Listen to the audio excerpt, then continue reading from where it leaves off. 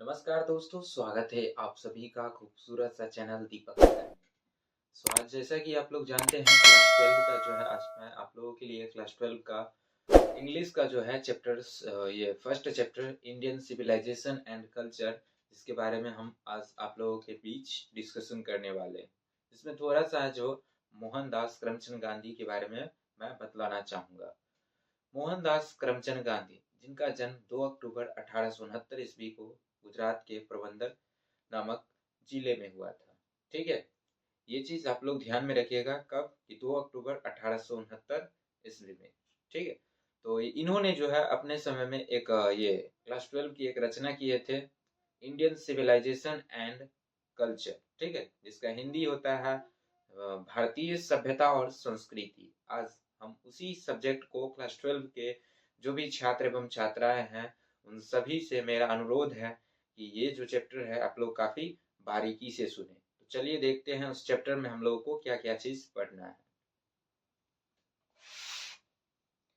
इसमें है Indian civilisation and culture. सबसे पहले तो हम ये महात्मा गांधी जी के बारे में हम जान लेते हैं।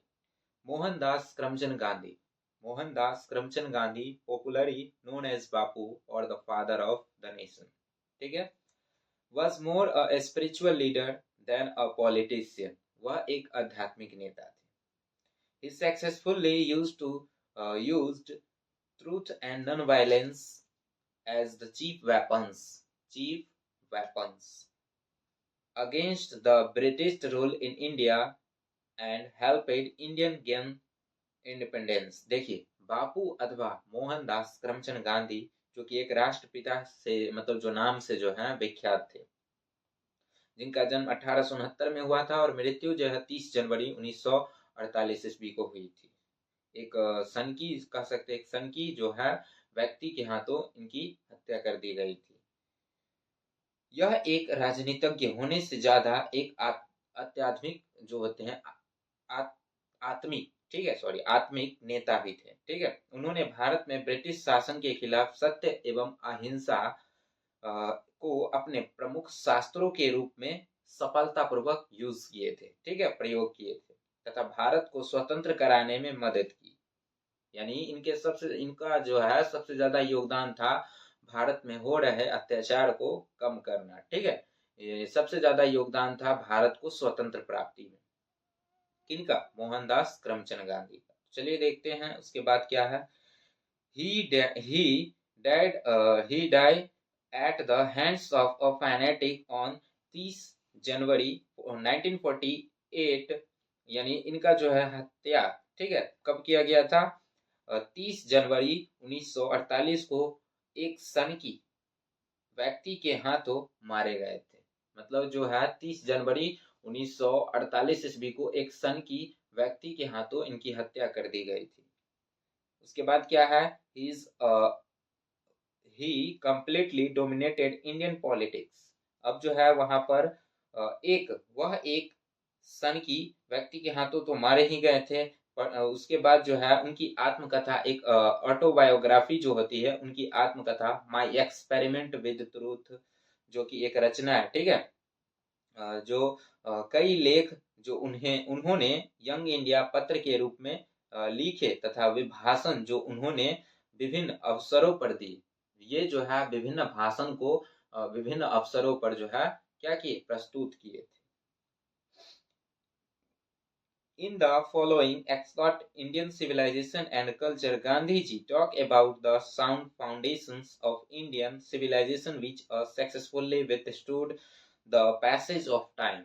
अब जो है कहा जाता है कि महात्मा गांधी, ठीक है, माई एक्सपेरिमेंट विद ट्रूथ जो लिखे थे, माई एक्सपेरिमेंट विद ट्रूथ, कई लेख उन्होंने यंग इंडिया पत्र के रूप में जो है लेख के रूप में प्रकाशित किए थे तथा वे जो है कई तरह के भाषण को विभिन्न प्रकार से क्या किए थे? विभिन्न अवसरों पर प्रस्तुत किए थे। उन्हें एक वास्तविक विचार के तौर पर भी, मतलब जो है वास्तविक विचार के तौर पर ही नहीं बल्कि कई अनेकों विचार के रूप में जो है इनको, या मुहावरेदार अंग्रेजी के बहुत बड़े विद्वान के तौर पर क्या है?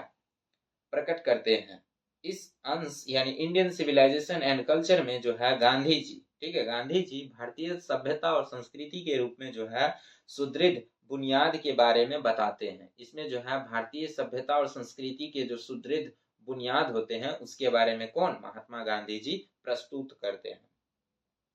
देन उसके बाद क्या कहा जाता है कि the tendency to privilege materiality and can not match the Indian civilisation that evaluates the moral beings. अब जो है उन्होंने जो कि समय के साथ साथ सफलता पूर्वक डटी हुई है पश्चिमी सभ्यता जो कि भौतिक स्वाधिकार की, यानी पश्चिम की जो सभ्यता थी उनके जो भौतिक स्वाधिकार के रूप में जो है मानसिक रखती थी, यानी जो उनसे बना हुआ रहता था, मानसिकता जो है उनसे काफी बना हुआ रहता था। भारतीय सभ्यता जो कि नैतिकता पर बल देती है, भारत की जो सभ्यता थी जो क्या मतलब किस चीज पर बल देती थी, नैतिकता पर बल देती थी, से क्या है मेल नहीं खा सकती, यानी जो नैतिकता पर जो बल देती है वो जो है इससे मेल नहीं खा सकती है, यानी कहने का मतलब बिल्कुल उससे जो है यह अलग रहते थे। ठीक है, ये था छोटा सा एक कह सकते हैं छोटा सा परिचय के रूप में महात्मा गांधी के द्वारा जो उनके बारे में बतलाया जा रहा था। ठीक है, क्योंकि ये जो चैप्टर काफी बहुत ज्यादा ही लेंदी है तो इसको जो है एक एक करके हम लोग देखेंगे। इसमें जो है कुल 23-24 जो है स्टेंजा हम लोग को पढ़ना है।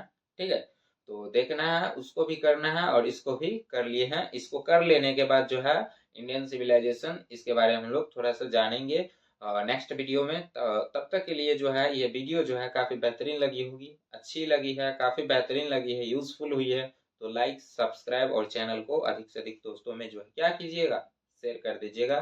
फिर मिलेंगे नेक्स्ट वीडियो में इसी के साथ। मैं आज को अपनी जो आज की जो अपनी वाणी होती है मैं यहीं पर आप आज की अपनी वाणी को पूर्ण विराम देता हूँ। ठीक है, तो चलिए आज के लिए इतना ही, तब तक के लिए फिर मिलूंगा, तब तक के लिए बाय।